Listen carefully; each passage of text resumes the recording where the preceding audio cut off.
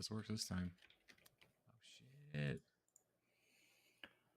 I believe. I believe. It's working. It's working. Yes! Is it? Nice. I see it. It is indeed working. All righty. I think my camera's weird. You tell me if the audio is good because I can't test It is. Yep. It's good. Wow. You know what? We don't need Jared.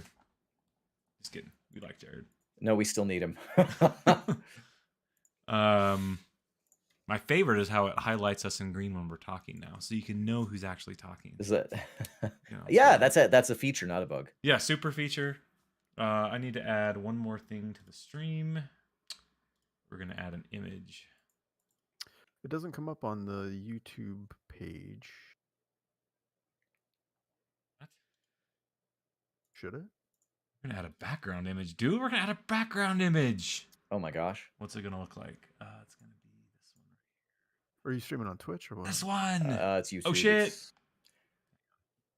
I guess I don't have to have my thing full screen now, do I? Oh, that ain't gonna work. Or what? Oh well, it's fine. Here, Dale, I'll just drop it in here. Here we go. YouTube Live. There you go. That's the one. Okay, now we've been recording for a while. Are we good to go?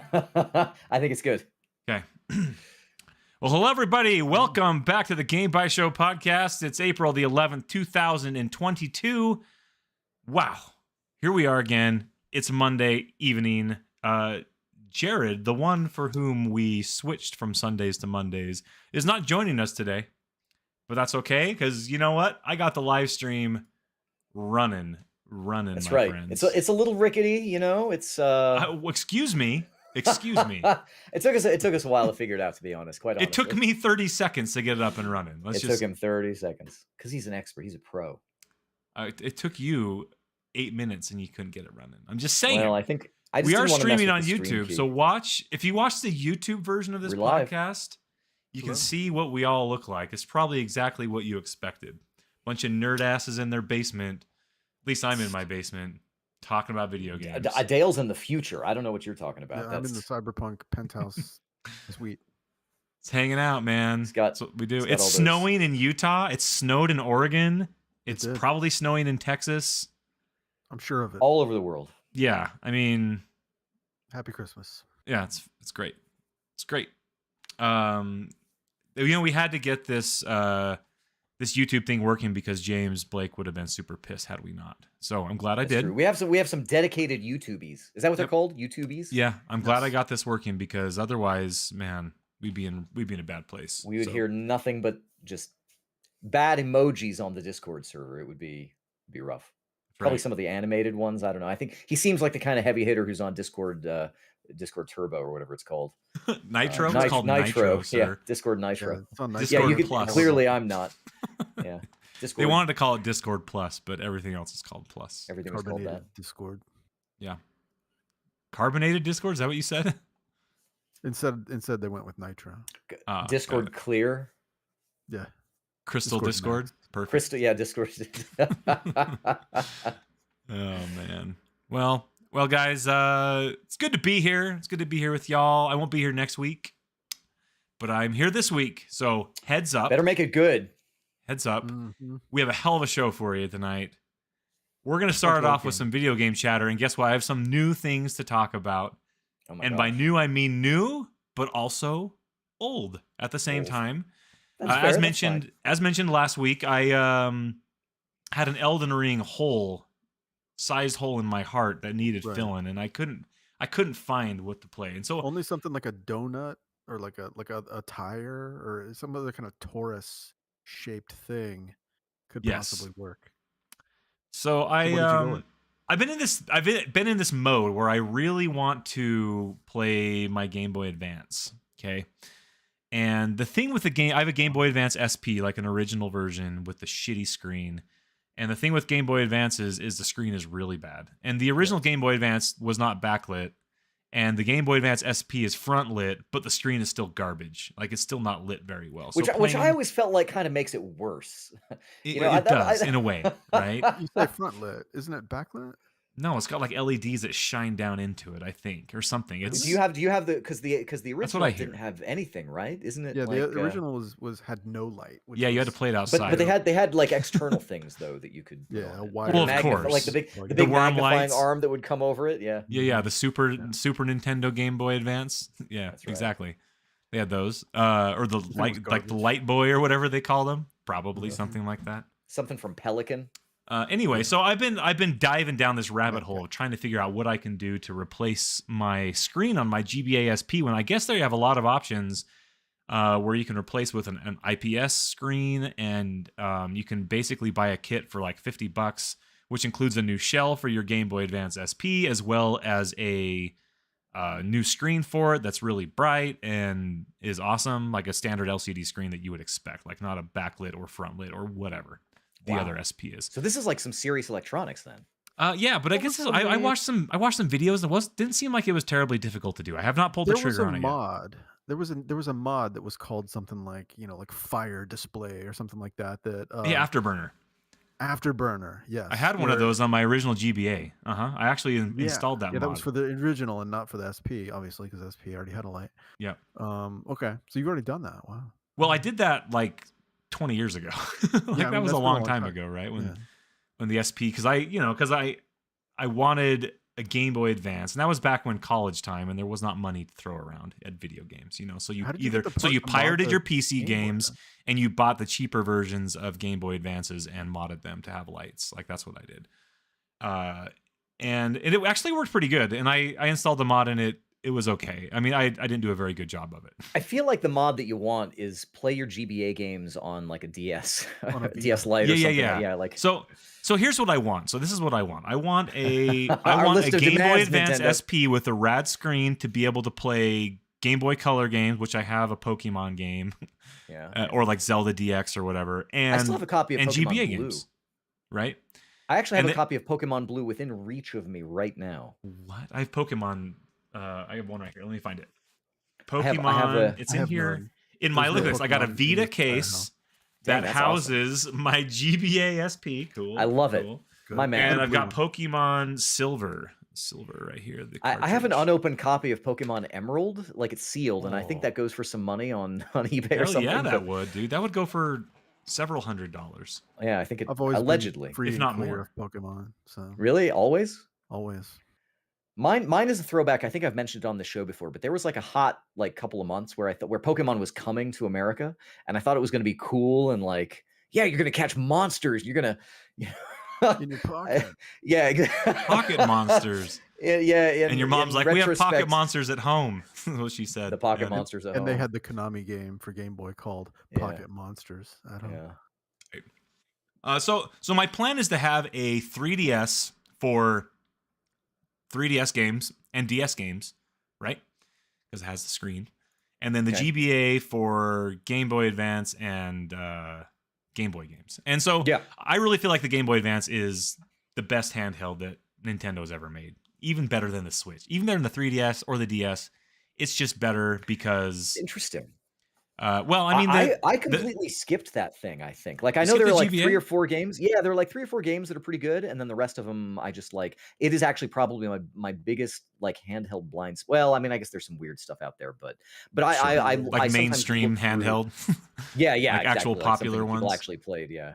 I don't But think there didn't. really was all that much that was very good on the GBA. I know that. I mean, Excuse me? There's the 3 Castlevania games. There's like Golden Sun and like Boktai? Final Fantasy I Tactics. have one Lunar- game. I These have. ones that are popular, but none of them are all really all that good, actually. So I think I've got like 3 or 4 genuine GBA games, and one of them is a game called Rebel Star Tactical Command, and it's a game by Julian Gollop. Is that his name? The guy who invented XCOM? XCOM, yeah. Yeah, and so he made a game for the GBA, and I ended up with a Cool. copy of that because I was. So it's like my coolest thing that I've never actually used before. That's pretty cool. Like, what about your sealed copy of Pokemon Emerald? That's pretty cool. That's pretty good. Like, you know what I'm gonna do? I'm gonna live stream that. I'm gonna like smell it on camera. I'm gonna be like, Don't even open it, dude. Put it on Don't eBay. even Like, open you want to see $200 evaporate into nothing? it. Only So here's what happened. So I fished out my 3DS and I fished out all my DS games that looked interesting to like mess around with, right? As I'm trying to recover from Elden Ring business. And I found my copy of Castlevania Dawn of Sorrow for the DS. Ooh. And I plugged that in and I'm like, started playing. I'm like, damn, like I legit played for probably 5 or 10 minutes. I'm like, this game is really good. I really want to play, but I really should probably play Aria of Sorrow first. Yeah, I really should go back and play the one before. Yeah, so then I like was looking around. I couldn't find my copy of Aria of Sorrow. Like I don't even know if I even have it still. I probably don't. I used to have all of the Castlevania on GBA and all the Castlevanias on DS, which I think I have Portrait of Ruin. I don't have Order of Ecclesia anymore. At least I can't find it. Just put out like a collection of those on Steam or something. Exactly. So here's what I did. So I decided to go buy the collection. So I bought the collection on. Sorry, the, GBA. This story took a left turn. I do have Order. So I have all the DS. Right? I have Order of Ecclesia. I have Portrait of Ruin, and I have Dawn of Sorrow. I have all 3 of the Castlevania games on DS, but I couldn't find any of the Castlevania games on GBA. So I bought that Castlevania Advance collection on the PlayStation. And I fired up Aria of Sorrow and I started playing that. I'm like, oh hell yeah, this is still really good. And I'm like, but if I don't play Circle of the Moon or Harmony of Dissonance, I'm never gonna get back to playing those. So I'm gonna play Circle of the Moon first. So I fired that up and I streamed a bunch of it actually. With Nathan Grayson or whatever. Nathan Graves. Yeah. Nathan Graves. Yeah, that's it. And then the other one is Juiced Belmont. Yeah, Juste. Yeah, Juiced. Yeah. Yeah, Juiced, man. And he's like, he looks like Alucard, but he's not Alucard. Right. Yeah. Anyway, so I fired up Circle of the Moon and I played through quite a bit of that. That game is okay. It's got some pretty unique things going for it. And by the way, the Castlevania Advance collection is really, really cool. You can there's a bunch of modifiers you can do to it. There's save states available. You can rewind. If you want to just rewind, if you screw up something or whatever, you can just do whatever. That's nice. There's media galleries and artwork and whatnot you can kind of thumb through and all those types of things. The minimum you would expect in a collection like that. Yeah, and then there's like ways to like modify like the ROMs, like save states and rewinds, and you can change the controls for everything because now you have a big freaking PlayStation 5 controller with 15 buttons on it. You can kind of remap everything the way that you want, and so. But Circle of the Moon held up pretty well, and it has one major flaw with it. So Nathan Graves only has a whip, and the major flaw with if you play like Symphony of the Night, which by the way I also just bought I bought Rondo of Blood Symphony of the Night combo that's on PlayStation. I bought that too. It was on sale for like $5, so I just pulled the trigger and bought it. But you know how you're playing like Symphony of the Night, and it just seems to flow. Like your attacks just flow. You're moving. You're attacking, and there's no like delay. In Circle of the Moon, when you whip or when you jump, when you land, there's like a brief split-second delay before your character like land and then he can move again. So if you're trying to like jump attack, you jump and attack, and then your guy lands, and then you start moving again. Like there's not like the flow is kind of off that way, and it just felt kind of bad. I think the game is actually okay, and the card system they have in there is pretty cool, where you get this is like a precursor to Aria of Sorrow, where you mix 2 cards together. You mix 2 cards to create a special move that imbues your whip with fire or makes your whip do X, Y, or Z, right? And they hadn't quite gotten to the use new weapons like they did in Symphony of the Night, which actually is in Aria of Sorrow, is where they brought back to the mobile version. Anyway, so I played Circle of the Moon for a while until I'm like, man, I got so much Castlevania going on right now. I don't really need to finish this game. I beat it way back in the day. And by the way, I beat Castlevania Circle of the Moon outside in the sun because with my original GBA, because it was too dark to play like in the house with like normal lights. I had to play it outside because it was just a dark game, right? Like an OG. Yeah, so I stopped playing that. I got maybe halfway through it, I would say, a few hours in. It's like about a 10-hour game. I got maybe 3 or 4 hours into it. And so then I fired up Harmony of Dissonance because I'm like, okay, well, if I don't play Harmony of Dissonance now, I'm never going to play that either because Aria is so much better. And so I fired that up with Juiced Belmont, Juste. And that game is a lot better in that vein of like the movement just feels nicer. It's got the whole, when you're playing Symphony of the Night, and Alucard kind of's got the little fadey movement where he's got little shadows trailing behind him. Those types of things. Yeah, and he can like dash backwards, and You can attack, and then like dash backwards with it or whatever. And so it's got those same. So I think that Circle of the Moon came out first, and then they released Symphony, and then Harmony of Dissonance came out. Is that the way it worked? First. What was Symphony it? came out in like 97. And when did Circle of the Moon come out? 2000. Really? Yeah. Oh, okay. Well, I guess not that makes 2001. sense. Anyway, well, they probably saw Circle of the Moon and were like, well, this kind of sucks. We should make our Castlevania games more like Symphony of the Night. And then they did, right? So Harmony of Dissonance is holding up a lot better compared to Circle of the Moon, and I'm playing through that currently. I don't really know the story. It's also got the mode where you like attack with your whip, just like in Super Castlevania 4, and you hold down the whip button and you can like swing it around and do stuff. It also has like the you can find armor and equip your weapons and your armor and not weapons but armor. He still just only has a whip, right? The vampire. Counterpoint though, this is the moment when the series started to become like really B-shonen anime, like whatever, right? So yeah, Harmony of Dissonance probably. Well, Symphony started that was before because Rondo of Blood actually began that, and then Rondo was the prequel to Symphony. The next game. So yeah, I mean it was well into that phase. I just feel like it never really came back from that. Like I think Lords of Shadow was like the Lords of Shadow, the good departure, and then but other than that series has just not recovered from its Bishi anime baloney. Well, when was the last time they put out a 2D Castlevania game? It was the last game on 3DS. It was like the HD mobile game. They've had a couple of mobile games. Yeah, that mobile game sucked though, and attempted to do something. It's because of the anime. It's the curse. No, it just sucked. It wasn't anime. It just sucked. Anime Castlevania was a mistake. Yeah, so I'm plugging away at these Game Boy Advance Castlevania games with the end goal of when I get done or tired of Harmony of Dissonance, whether I beat it or not, I'm gonna play through all of Aria and then play through all of Dawn of Sorrow, which both of those games are fantastic. And then Order of Ecclesia. Yeah, I have all of those. Like, what if I did? What if I just played all of them? What if I actually went back and beat Circle of the Moon and beat all of the mobile Castlevania games except for the actual when Portrait of the Moon came out, I think it was 2008. Portrait of Ruin? Something like that. Yeah, sorry. Portrait of Ruin, that is. It came with a really cool limited edition that you could get at GameStop or whatever I think it was GameStop. But anyway, that limited edition came with a soundtrack CD that was actually really cool because the Castlevania has always had really 2006 good music, was was it 2006? Wow, yeah, okay.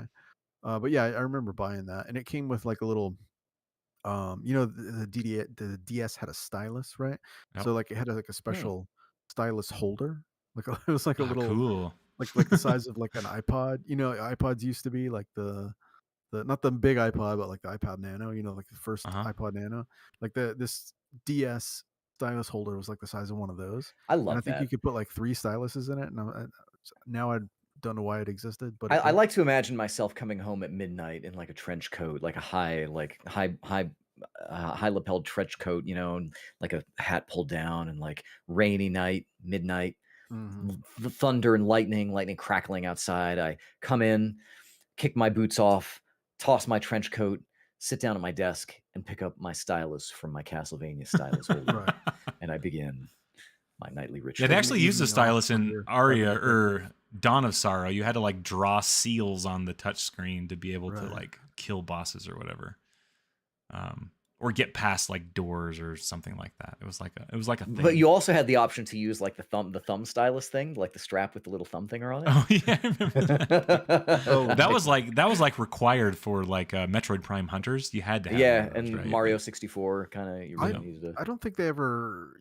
You couldn't get one of those after the DS Lite, and nobody really made like aftermarket ones either. So it must not have been wanted that thing. No.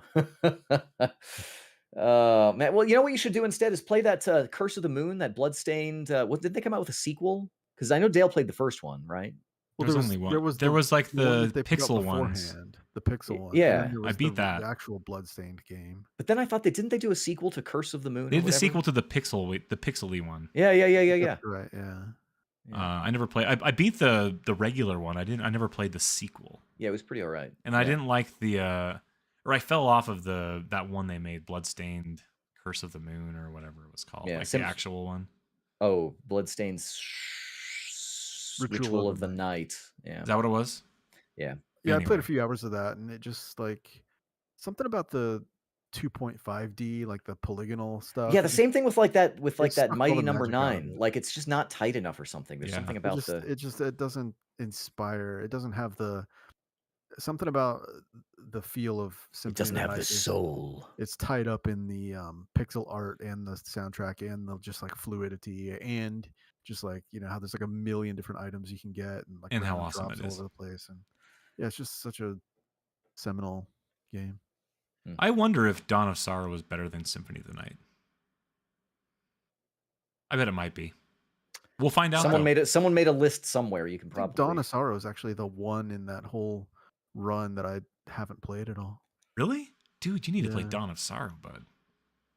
Yeah, I've the got other a 5 on the mobile I've platforms. got a fully complete copy of Dawn of Sorrow, dude. Oh, you don't It. even have dang. the Inception box. What does that mean? The box that's inside a box, like it has a picture of the box. inside the box inside the box inside. No, but I do have Portrait of Ruin box too. I do not have Order of Ecclesia's box, which is kind of a bummer. I've got it in my shelf in the other room. Hot damn, dude! With our forces between combined, the 2 of us. You know what we should do? We should do a thing but you where don't we have the just cart, right? Perfect. No, we should start doing a thing where we pull something random off our shelves that's like kind of cool and just like bring it on for show and tell. Oh, Just I got like Dragon Quest 9. I found. No, that you're too. blowing through it all. No, you guys. Hey, there you go. box of tissue. I have. Okay. Yeah, I guess you win. A sealed copy of win. Pokemon Emerald. Hell Yeah, yeah, I'm gonna get it. No, that's it. So I'm gonna keep plugging away at those, and that's basically it. We'll see. real good. Well, Yeah. that's interesting. I've also been playing a 2D game where you control a protagonist with a whip, and that's Spelunky 2. Now let me remember here because I think you were sort of a conscientious objector of Spelunky 2. Like you just kept playing the original. Am I right about that or am I wrong? Because I seem to remember I remember that I asked you about Spelunky 2, but you just kept talking about the original. No, I think you're kind of both right and wrong because no, I was there for Spelunky 2 and I got it as soon as it came out and I played some of it, but then later I did go back and play more Spelunky. Yeah. The first. I feel like I asked you and I'm like, what do you do? There's a sequel now. Yeah, well, because I even to this day I've never actually managed to finish the first one. Right, like I've gotten all the way to Olmec, and just died. I've gotten to the second world or whatever. That's as good. Olmec's as I rough, man. I've played that game like a whole lot, and I've just never been, good enough to actually like finish it, or much less go to like the hell level, like this, the 5th stratum. Yeah, it makes when me you gotta feel get sad like the about myself. Ankh and all those special items or whatever, Yeah, and all then that beat stuff. Olmec. Yeah. But and actually, Jeremy, that was sort of like a mental block that I had for a long time. It was like, well, I even if I might like to play Spelunky 2, I should really like, try to wring as much as I can out of the first game. It's like, because it was also that, and then it was a little bit combined with like sunk cost fallacy as well. It's like, well, I've already put in like 150 hours. I might as well. I gotta keep going until I keep beat it going. into the ground. Yeah, exactly, right. And then I'll tell you what happened was I let my like video game podcast feed get like 2 years behind. And so now I'm like listening to podcasts from when Spelunky 2 first came out, and it's like, oh yeah, I should go back and play some more. so I That did. works. And it's good. It's but what's really interesting is that like all of your muscle memory ports over because it feels exactly the same as playing the first game. You might say it's backward or forward compatible or whatever. Yeah. I mean, you will feel at home, playing Spelunky 2, except for the fact that like all of the levels are new. I mean, they're new every time, right? Because it's a procedurally generated game, but it's like pretty much all of the enemies are new and like all the traps are new and there's like different patterns to how the levels are laid out. Like if you played a lot of Spelunky, you would kind of get used to seeing like like a grid of patterns 6 in the level geometry sort of. You'd be like, okay, well, I've played through the stratum of the jungle so much that I kind of know what this room is going to lead into, and those things have all changed in Spelunky 2, obviously. But then, there's other things that are kind of feel familiar, like, having to get a key to unlock a chest to get the eye of the Ujat eye, which is, then used somewhere down the line to do something else to unlock some other kind of thing, the first game and this one too, I'm sure, are just like full of a million different like little secrets and alternate paths that you can I bet take this one's in got your 10 playthrough. times that as the first one, right? They I probably wouldn't be doubled down. surprised. I haven't really paid any attention to the like I don't know trick community that was built up around the first game, like since the second one came out. But I'm sure there's like just all kinds of insane, like the eggplant run that they had in the first game, and like whatever else. I'm sure it's all out there. But one thing I have noticed is that you can immediately, upon leaving the first stratum of Spelunky 2, so like getting through the fourth level, at the end, rather than there being one door that leads to the next stratum, there's like two doors, right? So you can either go the left path, which will take you to, I'm not sure if it's always the same, but there's two paths, right? You can go left or right. And one of them is going to take you to a jungly place, and the other one is going to take you to a like lava cave slash industrial sort of So place. is that at the end of a sequence, or is that just you get to make that choice on any level? It's at the end of the fourth level. Okay, so you can sort of choose. Okay, I kind of like that. Yeah, and I haven't gotten far enough into either of the second stratums yet to See if it's get to see if there's another branch similarly, but there probably is. I yeah. remember in the first Spelunky, you would get you could like alternately basically go to like the ice caves as your third world that you were going through, or you could kind of like take a detour to like the UFO mothership, and What? then there was like the worm. You could like get eaten by the worm kind of thing. I never really figured out that, because that was a pretty hard level. I never But did like any of that in the first one. I finished the first one on the Vita. Is what I played it on. on the Vita, yeah, I played a lot of the Vita version. That was really I've good. I've got it on PS3, on Vita, and on PC, and yeah, I played it a lot on each of the platforms. But yeah, so I mean, Splunky too. It's kind of like it's more the same, but like that's really all anybody ever I think ever wanted it to be was more of Spelunky. And it does give you that. It's like all new levels, new stuff to figure out, new challenges, etc. New characters to unlock, all that kind of stuff, and just the way that you're used to playing that first game. And it's funny that Legrand that you mentioned like Symphony of the Night, and just like that sort of really signature and like perfect feel that game has. Because I think these two games kind of feel perfect in their own right. Like the way that you're kind of like fluidly controlling your character around the screen, and you get to where every motion, and like the hit boxes of all your different attacks, and like how to just precisely throw a rock like down at a certain angle so it'll bounce off of a guy and hit another thing. you know it's Yeah, that game um is it's a discipline it's playing good. Spelunky. I played a bit of Spelunky 2. I mean, fairly recently. I say within the past couple months. I checked it out. I downloaded it. I think it's on Game Pass. If I'm not mistaken, right? Yeah, I wouldn't be surprised. Oh, is it? I I would just maybe I try it on happen to Game own it Pass. because I bought it when it came out. So And I was too impatient for Spelunky at that moment in my Oh, life. Like I you're was just trying to gonna die. run and just blitz Yeah. the levels, and and it's a game that definitely you have to plan your movements. Unless you're. I mean, when I was playing a At lot the of highest Spelunky. levels, you want to be doing that. You want to be blitzing through the level, like to get some of the harder achievements center on like how fast can you get through the whole thing. But you Yeah, have to be flawless in your execution and extremely lucky with like how the levels get laid out and stuff. but when you're out of practice, you can't really do that. And that's what I No. wanted to do, because when I finished up Spelunky, like I was cruising through that game. I kind of just knew, what to do, right?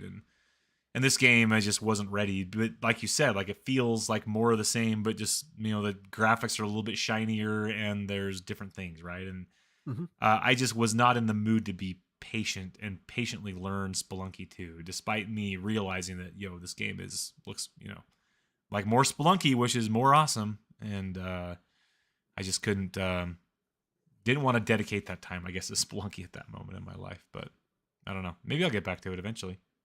Sure. I mean, it's only been out like a couple of years so far. Yeah, it is on Game Pass. I have it installed. You have the rest Oh, of maybe I should try that. you have the rest of your life to get around to it. I mean, it's Yeah, like I might. it's probably not going to do a Spelunky 3, right? I don't.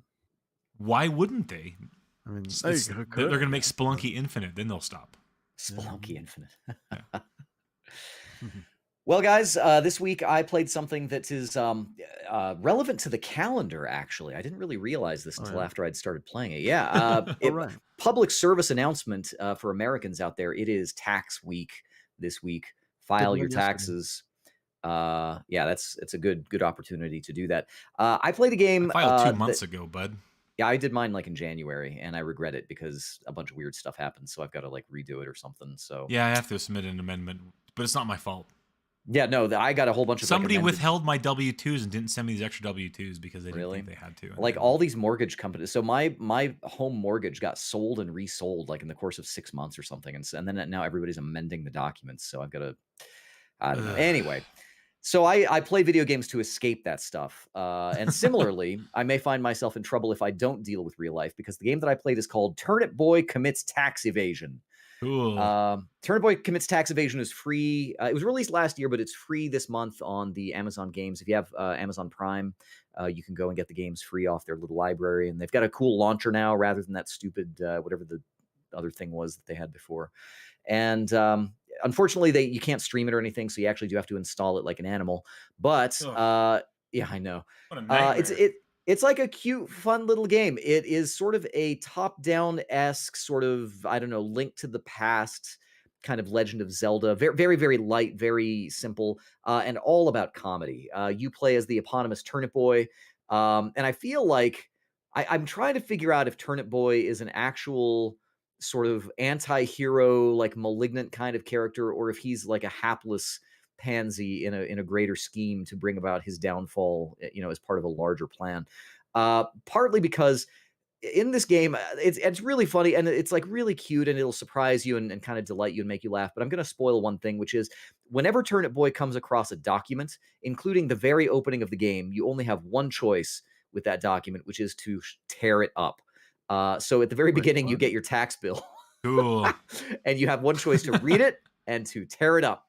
And then throughout the game, as you come across things, the only option that you have, somebody, right at the beginning of the game, somebody gives you a love note to pass on to someone else, and you tear it up. And like you just come across stuff and just like you tear stuff up. Turnip Boy is a silent protagonist, but silent in the sense that every time there's dialogue, you get his little paper doll and you get some ellipses and he doesn't really have much to say, but he seems to like to cause mayhem a little bit. But Turnip Boy, in the process of committing this tax evasion, Mayor Onion. So Turnip Boy is part of this greater like garden kingdom or whatever, and it's populated by, of course, oranges and blueberries and strawberries and I don't know, macaroni noodles also for some reason.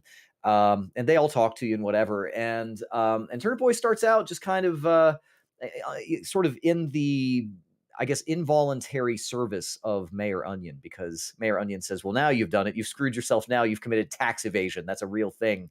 And now you've got to become my manservant. And so, and I've got these tasks for you, Turnip Boy. So he sends you off to do all of these like various things. And the individual quests and missions are like, you can probably complete them in 10 to 15 minutes. They're very small. And you always come back and bring Mayor Turnip, whatever it is, you do his bidding. And you start to kind of wonder if, maybe there's not something a little bit untoward or possibly even malevolent going on in the Garden Kingdom. And the way it works is you basically have a couple of controls.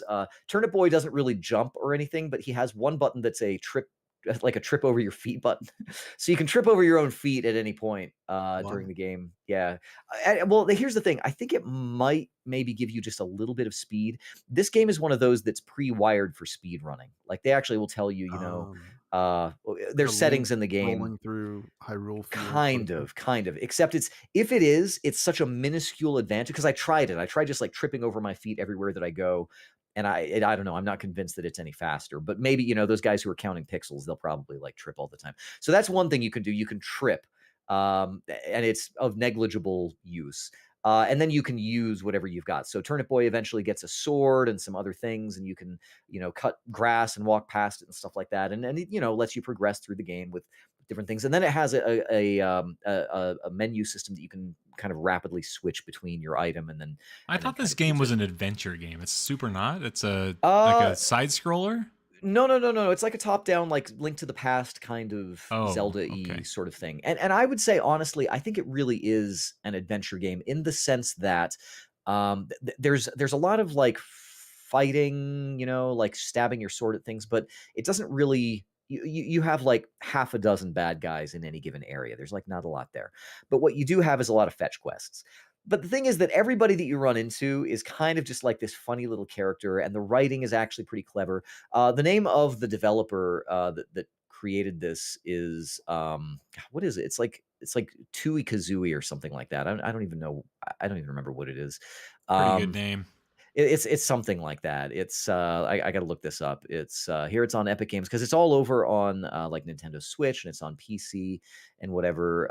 It's called Snoozy Kazoo. Snoozy Kazoo is and I don't know. So if that gives you any idea of what kind of people made Did you this buy this game. game?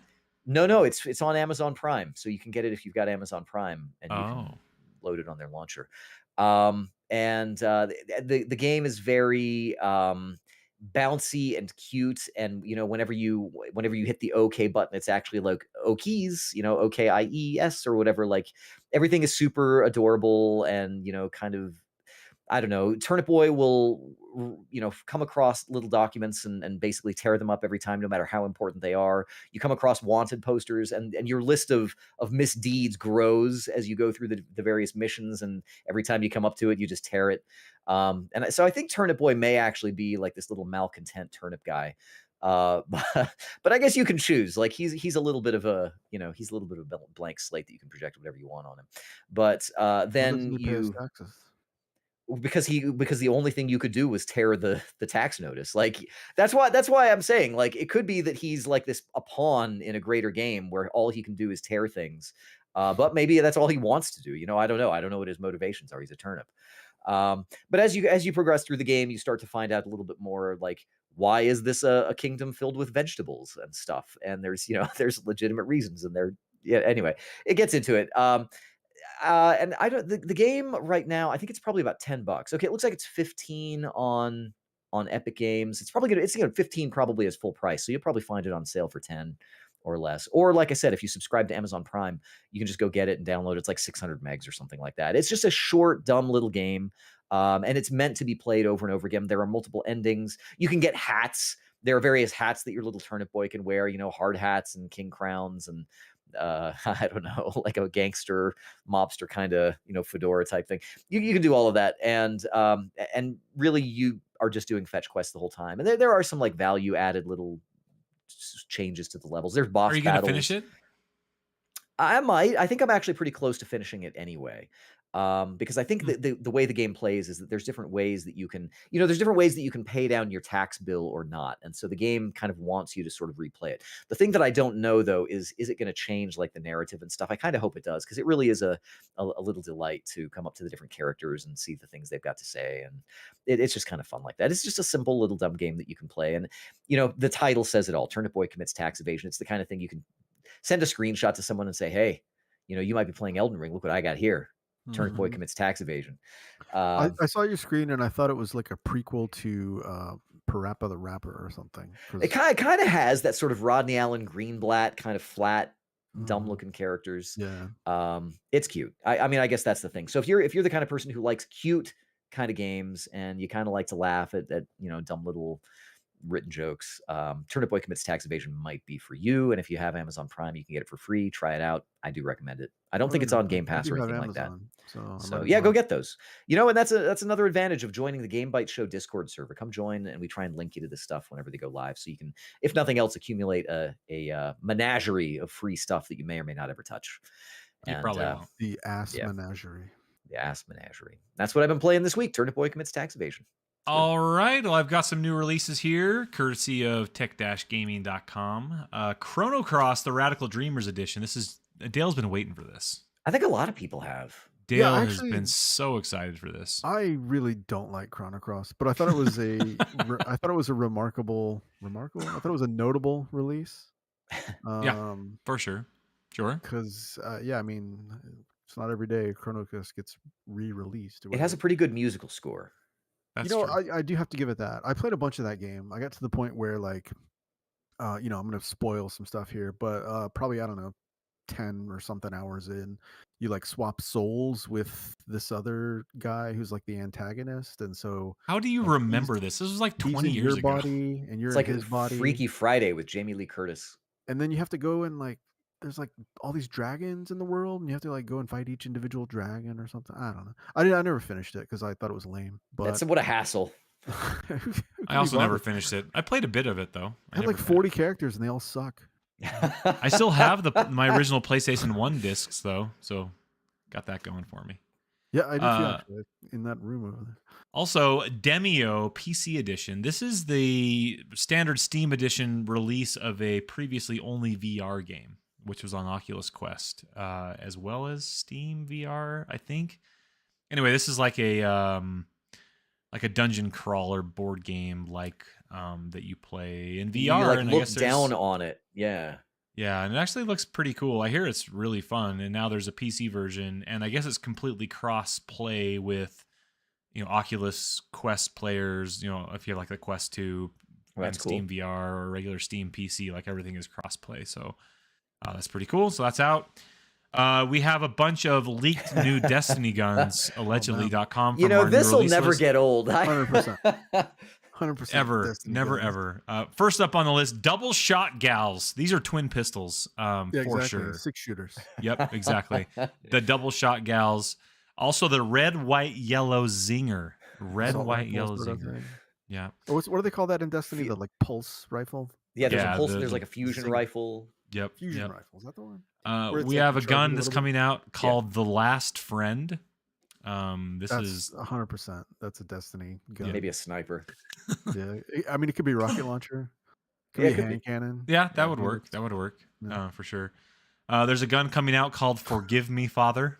That sounds like a hand cannon to me. Yeah, I think Yeah, it probably probably. is. That sounds like a Hard-hitting Samuel L. hand Jackson. Yeah. You're going to have to ask yourself one question. And my favorite gun on the list here, it's simply You're a Gun. You're a guy. That sounds like something a proctologist would use. The You're a Gun. You're a Yeah. gun. For sure. Oh, Let's man. see. We've got some new Xbox Game Pass games coming. We have Dragon Age 2. These are all EA Game Pass games. Star Wars Squadrons, Plants vs. Zombies Garden Warfare, Cricket, baseball game. Yeah, that's a bold choice. Cricket. Like they're gonna Those make some inroads. Is it that time of year? Yeah. Life is So. Strange, True Colors, The Dungeon of Nahubelek. Nehubek. Is coming, as well as Lost in Random. So new games coming to Game Pass, but I think there's other games that are leaving. So Yeah, that's there are the a few. way the Nothing cookie really crumbles. good. Yeah, just get in there while you can. Is there an official list that they put out for those? Well, you can actually see it from inside the interface. They'll actually tell you stuff Okay. that's recently added and stuff that's leaving soon. So So you can. That's cool. At least they do. Yeah. that. Yeah. Well, speaking of games that are coming that you may or may not know something about, Kingdom Hearts had a 20th anniversary. Is it only 20? I guess 2002. Kingdom Hearts the Yeah, first came out in sounds about right. 2002. Because I remember playing a demo of that first game when I was studying abroad and thinking it was garbage. I think the thing is Kingdom Hearts. Like, I think gameplay wise, like I want to like it. Like it's a pretty decent, Final Fantasy-esque action RPG. I want to like it, but it's just every time they open their mouths. Oh, it's all Disney-fied and keyblades. I was that's so still deep into Final Fantasy back then that I was just all about this shit. Like It's still kind of cool. Kingdom Hearts 1 and 2, I played, and Chain of Memories on the GBA. Hey, I played a good Chain of Memories on GBA the game. GBA. That game was good Yeah, on yeah. the GBA. I just realized I also have a copy of WarioWare Twisted as well, the one that has the accelerometer in it. Yeah, that's Yeah, cool. You should bring your GBA over and we'll play it. Let's hang out, play GBA games. Play together. GBA games. So they had a 20th anniversary thing, and they did a bunch of stuff. First of all, they announced Kingdom Hearts 4. Although we don't know when this will be. They have a can't be tendency the title of it. They're gonna. There's got to be some other. The mainline Kingdom Hearts 3 ones, was though, called Kingdom Hearts 3. Yeah, the mainline ones they sort of just leave them alone. It's all that side stuff that they go weird with. But there's they about are kind 6 releases of Kingdom Hearts 3 coming out before Kingdom Hearts 4 comes out, though. Yeah, woof, boy. Kingdom Hearts refractory period. XD. Yeah. The interesting thing about this, it's going to be made in Unreal Engine 5. which is pretty interesting. So I don't know. I guess it'll be shiny and whatever, and Chrome. yeah, shiny and No, chrome. that's a crossover I could play. Other than that, I think they announced some other things, but I kind of forget where they all went. I don't know. They did some stuff. I think there might be a mobile game that they're going to be doing. You're going to hear about it, I'm sure, but just be aware. Kingdom Hearts 4. There was a trailer. People looked at the trailer, and it's kind of vague, but there's like a Hades is kind of there and Or is that stuff. Things kind of something cool? happen. Well, people were Yeah. talking about Star Wars being maybe a thing. Yeah, that's right. So Disney Now that, has yeah. yeah, Oh, which right. I don't know. That for me, like- that's like a mark against it. I'm I think like Luke Skywalker shows up, or Baby Yoda shows up as if they you know what, if they did that, that would make it a mainstream hit. I think Kingdom no, Hearts the would dead finally go into the younglings. mainstream. Dead younglings show up. Oh wow, heavy subplot. Here's something that I found interesting. Sony put some money into Epic Games to the tune of $1 billion, but then Lego said, "Hey, we can do that too," and they put another $1 billion of investment into Epic Games. So between Hey, you know Sony what? and Lego, This just in, I just put $1 billion into Epic Games. I think I could do that. Here I go. I'm going to do it right now, live on stream. Click. $1 billion for Lego. Well, here's the thing. I guess technically, like, doesn't Tencent pretty much have a majority stake in this? So In Sony or Epic? yeah, in Epic Games. I thought they I don't are like know. owned Was it in a majority. Yeah, like a majority by Tencent. I think at this point. Really? I didn't know they had a I majority. feel like if it's not a majority, it's a significant share. Yeah. How much do you think Tencent actually affects these studios they own and publishers they own? I don't know. Probably not a lot, but I don't know. You can't. This is going to sound really racist, but you can't really know with China. Sorry, I said it. It's true. I think that's a fair statement. You can't know unless you're on the inside of one of those companies, right? That's true. Yeah, I mean, you can't know a lot of things, really. Honestly, I don't think China's alone in that. So I'll say that much. But I guess the thing that really interested me about this was Lego, and Lego my Lego. yeah, I don't know. So pretty soon we're going to see like overpriced franchise-based licensed products 900 from piece Epic. assembly video games. Too much stuff. But I also thought it was just interesting that Epic is accepting a lot of investment like that. So I don't know. It's it's more than just a storefront, I guess. But that's kind of what they've. I think they've done a good job integrating into the public consciousness with a lot of the free games that they give out. So again, join us on the Game Bytes Show Discord to be notified when that happens. They own 40% of Epic. Is that Just right? So they're probably the largest single. They're probably the largest single shareholder then. Probably, but maybe not a majority. Not a Did they super take a majority. they own 100% of Riot, 100% of Turtle Rock Studios, Supercell 84%, Grinding Gear Games, which I've played something of theirs, 80%. That's Path of Exile. Yeah, there you go. Okay. Marvelous, these are the XZ games guys, 20%. They have They're a little bit majority stake everywhere. in Clay. They have a majority in Bohemia, or minority in Bohemia, which is, I believe, DayZ Yeah. or Arma, one of the two. Oh, yeah. Yeah. They own some of Discord. They're invested in Roblox, Platinum, all sorts of stuff. A Remedy, little bit everything. 3.8% of Remedy, 5% of Paradox, 5% of Ubisoft. Well, Tencent is going to be reaping the benefit of their 40% shareholder stake in Epic because Epic has just released Unreal Engine 5, which I guess up to this point there have been sort of hints and allegations and little tastes of things coming out. I remember they released that Matrix Revelations or Revolution, whatever it was. Whatever. The Matrix Awakens, I think, is what it was called. The Matrix demo they had on the PlayStation 5 that I played through that was really cool. They released it was that. pretty alright. That was like an Unreal Engine 5 demo. Mm-hmm. I think the big question is like how easy is the port from Unreal 4 to 5? I mean, I would imagine it's pretty straightforward and simple. I'm assuming they would have that in which mind. would be cool, right? Like now we're gonna get re-releases of games that are remastered in Unreal Engine 5. How about that? They're just gonna Control-C, Control-V Unreal Engine 5. Control-C, Control-V, add ray tracing and particle effects. RTX on, yeah, there you go. Yeah. So along with the release of the engine, Lyra, which is a new playable kind of shooter demo that they have made on it now, is available as well. And they've also released the kind of the city from The Matrix Awakens, and you can just kind of fly around and do stuff inside the city. So they want you to see what it's all about. And I think at the time when we talked about it on the show, like the Matrix Awakens experience, I think we were sort of split on whether it was like significantly, a lot better. I think there's a lot more going on, but I think it was cool. Like, it's cool. We'll kind of have to wait to see how. Well, I'm waiting on Kingdom Hearts 4 before I finally make my judgment on. I'm installing Unreal Engine 5 right now. Really, I don't think I'm going to bother. But let me know how Lyra is. Maybe you can talk about that next time. Okay. And then speaking of China, China's also in the news this week because they have now started to allow video games to be what would you call it? Like not licensed, but approved for. Well, so you know how we have like the ESRB and stuff like that. So China was basically regulating the release of video games by essentially refusing to allow them to undergo their regulatory review, I guess. Yeah. And China now has started. It's pretty much just a license. Like I think you had it right the first time. Yeah, well, and it might be different there too. I mean, for us, in the United States and in the West, typically your game must be rated in order to be essentially available for retail sale and stuff. And maybe in China, it's a little bit different. But basically, they have, since July 2021, they actually stopped doing this. They've now allowed for the publication of 45 new video games. And I find this kind of interesting also because we've previously reported on this show that new video games. Yeah, I know, right? Like if only 15-minute window on Steam. I would say 20 of those are going to be eligible as DestinyGuns.com, probably. No. But Steam, Valve is doing a highlight of games that are created in China this month, and I don't know when that's kicking off, but it is kind of interesting the timing on that because there is a little bit of synergy there. But anyway, thought that was kind of interesting, and maybe we'll see some more. Perhaps exploitative to foreigners, but not allowed for release in China games to come out of China for the first time since 2021.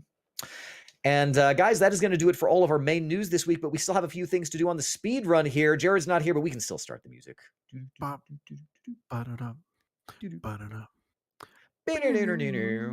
know what my favorite thing to do is? Sorry, go ahead. It's not that good. I was going to start. Thunderstruck, if you know the little guitar thing at the beginning of Thunderstruck, dear little.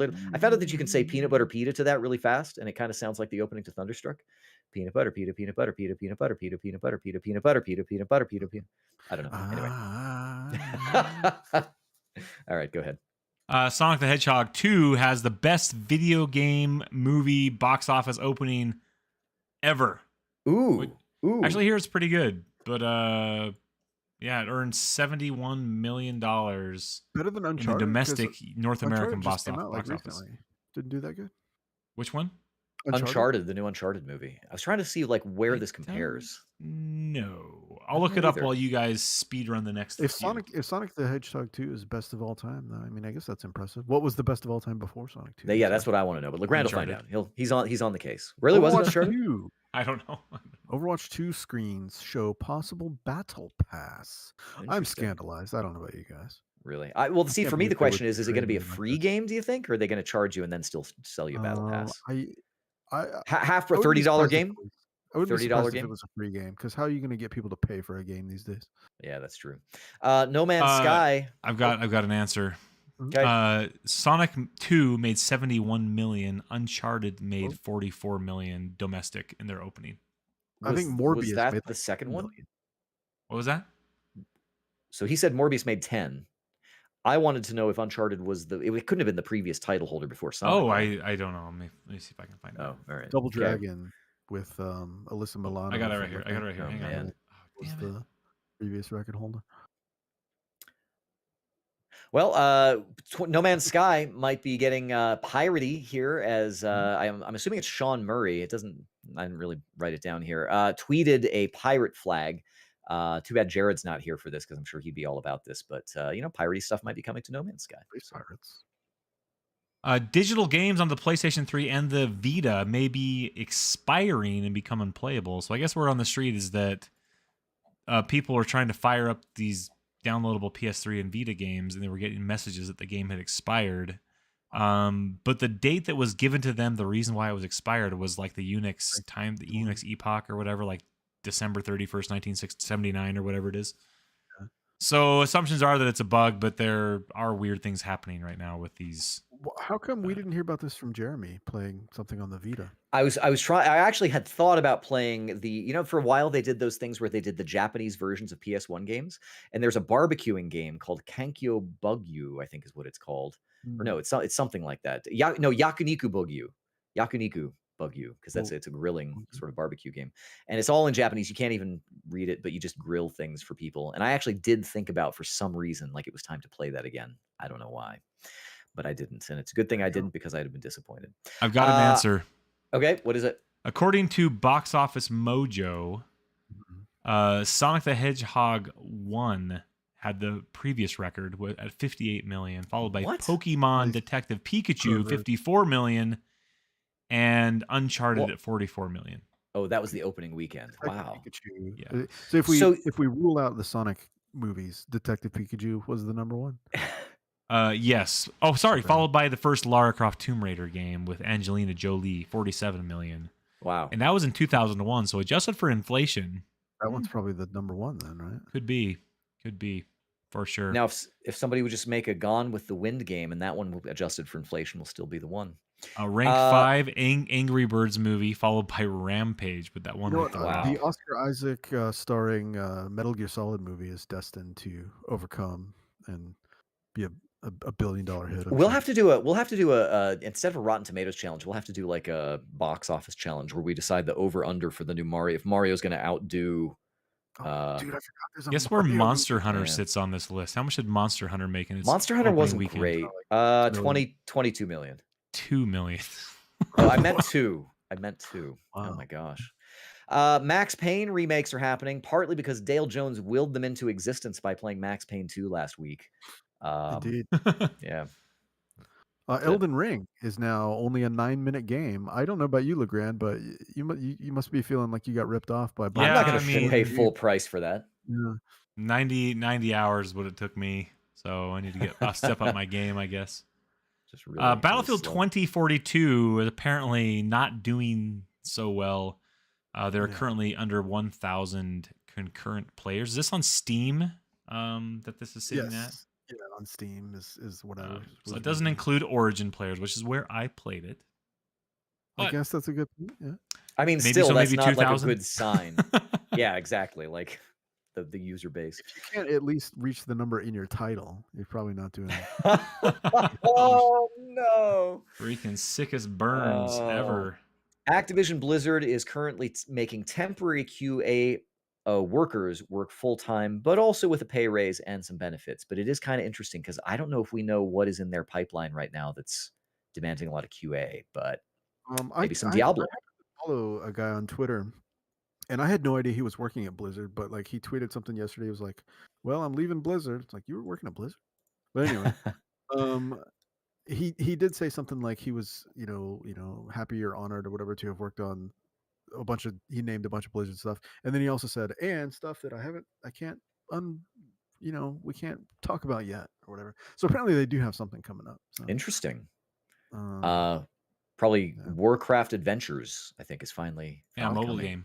Can't wait. Yeah. It's gonna be an HD re-release. You know what? I wouldn't doubt that they would come out with a dumb freaking game called Warcraft Adventures for mobile. What was that one that was like the adventure game that got canceled? Warcraft Adventures. That's what I thought it was. Yeah. That was a thing? Yeah. It was the animated one, and like it just never. It's like famously canceled. Sounds like it's probably garbage, right? It could have been, or was, which is why they canceled it. Well, anyway, there's speaking of garbage. Actually, you know what I was reminded of today was my all-time favorite President Trump tweet. The one where he's like, the Coca-Cola company's mad at me, but that's okay. I'll still keep drinking that garbage. So anyway, yeah, there's a new flavor of Coke apparently that is metaverse flavored. Yeah, they say that it contains a flavor that is inspired by the playfulness of pixels, which. Oh my gosh, dude. I don't know. What marketing genius wrote that line? It's like drinking an algorithm, is what they say. Like, I only drink voxels. Want to have fun with your friends in a digital world? Then drink this drink. Yeah. Well, I don't know. You can only buy. I was watching the Masters of the Universe Netflix cartoon that came out with a Oh, little bit I thought you were ago. going to say the one with Dolph Lundgren. I was going to be all. No, I wish. And there's a scene where like basically magic leaves Eternia, so like everyone has to rely on science and technology. And there's this soup that these guys drink Suddenly got to start doing a lot of math at Snake Mountain that turns them into part robot, like cyborg dudes, and it reminds Oh, me of wow. Coke Metaverse Edition. That's cool. Yeah, it's going to be like that scene in Superman 3 when the machine like makes people into robots. It scares the crap out of me for my entire young life. I don't remember. Remember that? Was that one with Richard Pryor and What movie? Superman? I think it's Superman 3. Richard Pryor was in 4, I think. Was it? No, because 4 was the one with the nuclear man or whatever. 3 was the one where 1 was normal. 2 was when he lost his powers, right? 2 was Zod. Yeah, like Neil before Zod, like all of that. Yeah. And I'm pretty sure 3 was the one where Lex Luthor has this supercomputer down under a cave. And like at the end, it like sucks the assistant lady in and makes her into a robot, and she like is like all scary, like as a robot. And it does this time lapse thing of her face getting all like robotized. I don't remember this. I'm pretty sure that's what happens to you if you drink. I guess I better catch up Dale's on Superman. laughing, but this like really traumatized me as a child. You think Superman's on HBO Max? I bet it is, right? All the Supermans. Probably. I mean, what I want to know is the Superman cinematic universe, does it encompass all of this stuff? Like, is Richard Pryor part of the DC verse? I don't know. Anyway, the speed run's still going on, but I'm going to call it because we've reached the end of our Game Bytes Show podcast, folks. I want to thank you very much for making it all the way to the end. My co-hosts, thank you very much as well. Folks, if there's anything that we played that you wanted to comment on, if you want to share with us what you've been playing, if there's any news that we didn't get to or that we did get to that you think is interesting, comment about that. Let us know on social media. You can find us collectively at Game Bytes Show on Twitter. You can also reach out to us individually. I am at Jeremy_Lamont. You can find me at Legrand on Twitter. And I am also on there at Count Elmdor. Jared Red Eye Dunn is at RED_I. I am pretty sure he's down and out right now from drinking Coke Pixel. I don't know if we're going to see him again, but yeah, but like the Ultima Outlands version. I thought we were going to get through the show. Mead Pixel. Thanks, Dale. You can also find us at youtube.com/GameByteShow, where we do this thing live. Come see us as it happens. Maybe try and distract us with your witty comments in the YouTube comments, whatever. But of course, you can also find us at GameByteShow.com. Find the back catalog there of all of our podcasts. You can also find a link that is an open invitation to our Discord server, where you can come join us there. Get notified when things are free. Hang out with us, play games. Get on a podcast occasionally. I don't know. We'll shout you out. Get on there and be our friend on Discord. Other than that, that's right. That's right. We'll be back next week to do all of this again, to let you know what's going on in the world of video games, to share with you what we've been playing, and to make sure that you are entertained, informed, edified, and so on and so forth. But until then, folks, this has been your Game Bytes Show podcast. Thank you so much for joining us, and we will see you next time. See ya.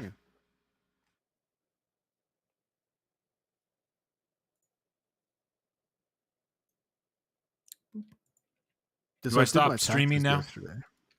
Yeah. You could stop streaming. Did my taxes yesterday, and I think it's the largest refund I've ever gotten. See, I thought I had a decent refund, but then the IRS redid it for me, and they gave me like $2,000 less than what I had figured, because they said that I used their dumb website to do all my calculations. They gave like that child tax credit like half the year, and that didn't screw up my refund, but I didn't owe anything, but I didn't get as big because I'd already been paid it. I opted out after the first payment, and it took me forever I think I told you how I was all pissed off because it took me so much effort to do it.